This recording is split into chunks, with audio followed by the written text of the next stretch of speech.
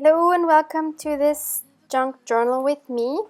Today we're going to be making 3 different collages with 3 different ways of making a background. Since this is something a lot of you are still having issues with, I thought I'd give you some more insight into how I make my collages, and hopefully that will help you with yours as well. So I'm working in Allison's journal for all 3 collages. And I'm starting off with one that has a background made from washi tape. And I chose some washi samples that I have received in various Happy Mails. And I'm going to be filling up this whole page with washis. Since I didn't know yet what I was going to put on top of that, I didn't know where I might not need washi. So if you are able to plan your spreads ahead, then maybe you don't need to do this like I'm doing it.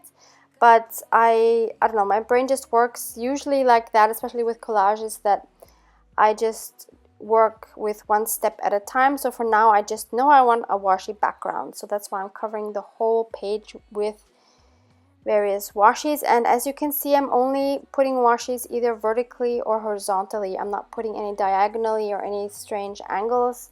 I like to work horizontally and vertically for some reason. Okay, next step is to put on some matte Mod Podge.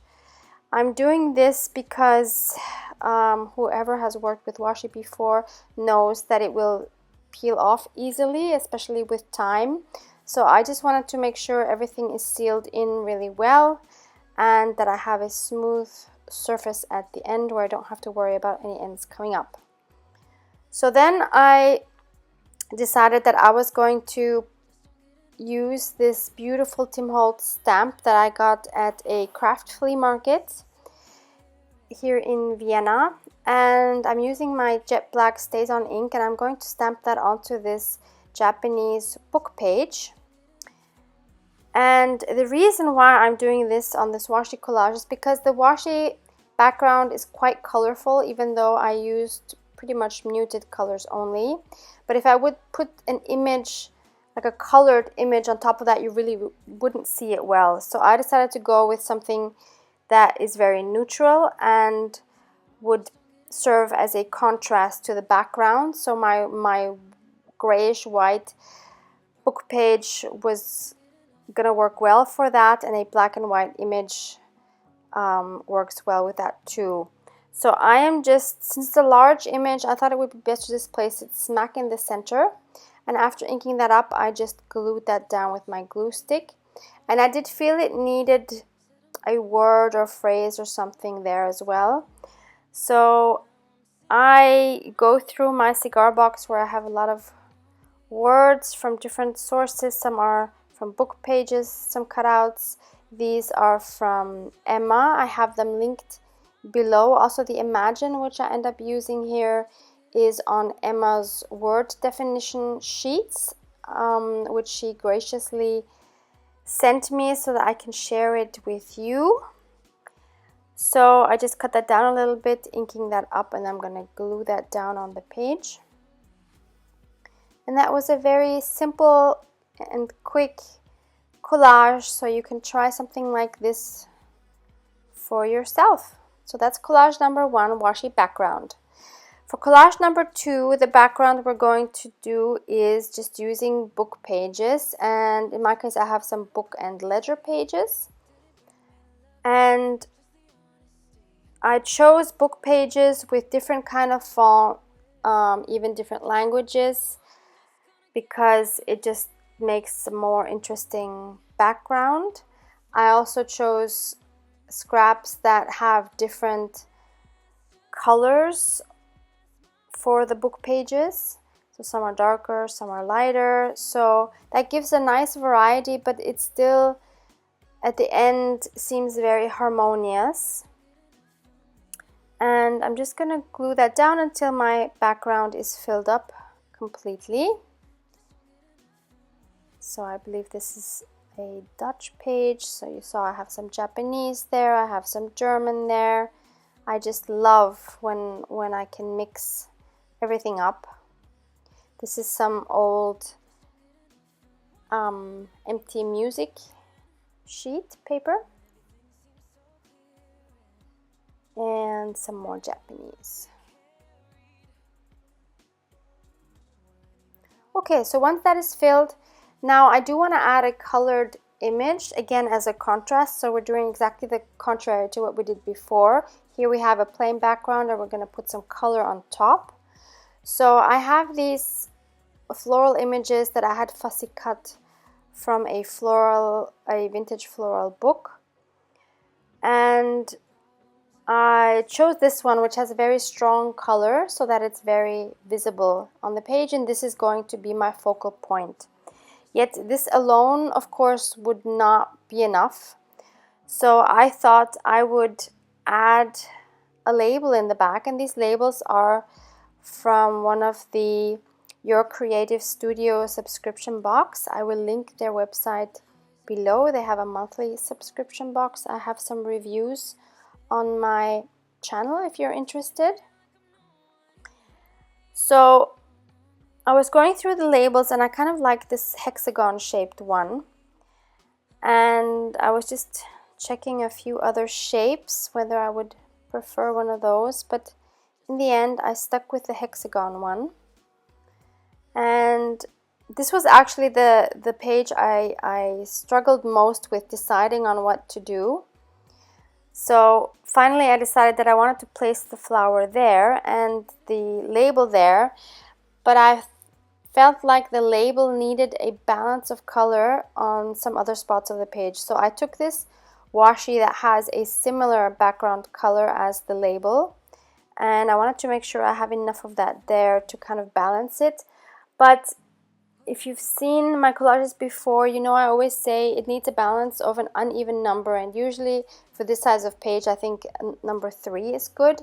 So that's why I took another label, and when you look at the positions, when you connect the 3, they form a triangle. So that makes your eye wander around the page, but it still doesn't distract from the main focal point. They do serve as background. But this way it seems more balanced than if there were only 2 of them, for example, or 4 of them. What I have here is some stamps that I have a really long time ago. They are from Finnabair, and I don't have a link for them, unfortunately. I bought them in the States, I believe at Michael's. And I'm using my ink color from Memento, which I got locally, and the color is Espresso Truffle. That sounds so yummy. And what I'm doing here is I'm just adding some of these numbers on the page to add a little bit more interest. But as you can see, I'm not adding them randomly on the page.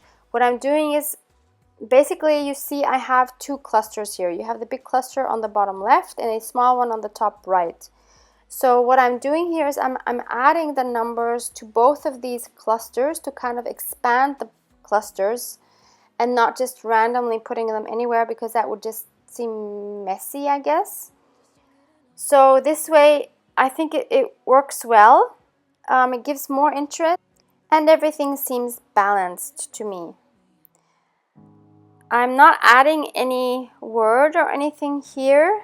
I'm just continuing to add a few more numbers. And at the end, what I will do is I will just take a piece of a white candle and I'm going to rub that over the page to get rid of any stickiness that the page might have from the glue stick, and that way the pages won't stick together. That's a really good trick, actually. And our third page, I'm going to make a background with these chalky paints, and I bought these paints more than a year ago at a flea market, a local flea market, and they're actually ruined. So it's too bad because I never used them before and I waited too long, and now they won't mix well anymore. And yeah, so what I'm doing, I'm trying to make the best out of the situation, and instead of just being frustrated and leaving the page or covering it up, I'm just going to keep working with these paints until I come to some sort of a result that I'm happy with. So I'm just going to plop down some of this very chunky and crumbly paint and try to make 3 different areas on the page with 3 different colors to serve as my background. Now obviously you can do this with acrylic paints as well. You don't need these chalky paints. You can obviously do it with any kind of markers or paints, but I do like the matte effect of these chalky paints. And so now I'm just going to add this crumbly beige and that will be my background. And I know it doesn't look very interesting at the moment, but you'll see once the elements are on it, I think it actually works out quite well. So never give up. When you're at the stage of ugliness, don't give up. You can just keep going and you can always salvage the page. Always. Okay, so now I took out some elements that I thought might work well with the colors that I had here. So I stuck to colors that would be harmonious with the background. So blues and greens and beige tones. And also some accent colors. So for example, my focal point is going to be this beautiful butterfly that I have a die cut of, and I think this might have been from Maud.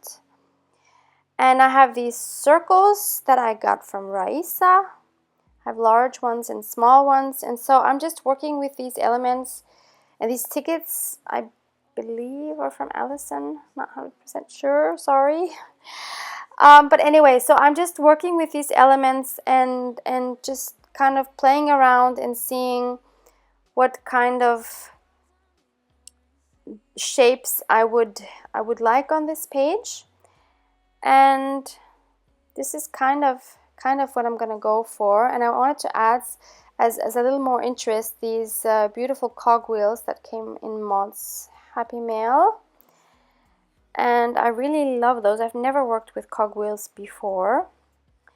And here again, you're gonna see I have 2, and I just felt like something was missing, so I just took a small one and added that one as well, and there's my 3rd one, and then it just seemed so much more harmonious again.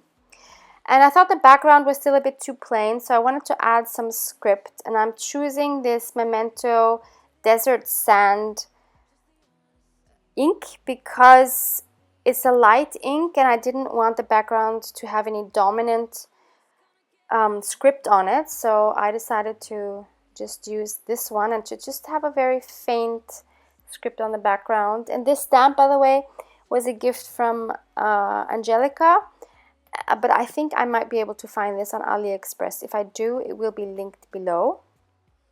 So I'm just kind of placing it more or less randomly on the page, definitely so that it would outline the elements. And then when I checked, I saw that I still wanted some on that bottom and left side to peek underneath those elements that I was going to glue down. So now was the time to glue everything down, and I just inked that ticket thing, and now I'm just gluing it down. Then I'm just going to glue those cogwheels onto those round pieces. So what I'm trying to show you here is use what you have. I'm sure you have so many beautiful things at home and you don't always need to buy more. I know we always want to buy more. I'm the same and I'm getting so many beautiful things from my Happy Mails. But you need to always also try to use what you have, and that's what I'd like to do more again, because I have so many beautiful things, and sometimes we're just always looking at the new stuff and not really forgetting about the beautiful things we already have. So I would like to inspire you to use what you have and to try to see what you can do with that. Sometimes that makes us much more creative than always just buying new stuff. So here I'm just going around this blossom word that I had typed on my computer and printed on some coffee dyed paper. And I tore it with this tearing ruler that I have also linked below. And I just framed that word with the espresso truffle ink. And that is the final touch for the page. So that's your three spreads, 3 different backgrounds. Hope this helped you a little bit with your own collages. Thank you so much for watching. I'd appreciate a thumbs up, and if you would hit the subscribe button if you like these kind of videos and want to see more. Thank you so much. Have an awesome day. Bye.